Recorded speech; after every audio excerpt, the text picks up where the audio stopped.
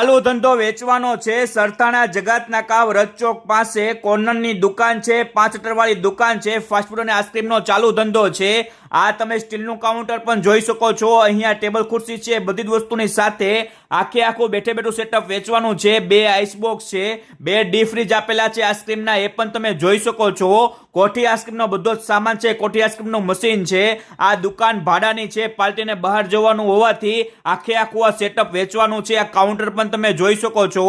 4 મોટા કાઉન્ટર આપેલા છે, ફાસ્ટફૂડનો બધો જ સામાન છે, તમે જોઈ શકો છો। ઓવન છે, પિઝા ઓવન છે, ગ્રીલ મશીન છે, મિક્સર છે, ટોટલી વસ્તુની સાથે આખે આખું આ બેઠે બેઠું સેટઅપ વેચવાનું છે।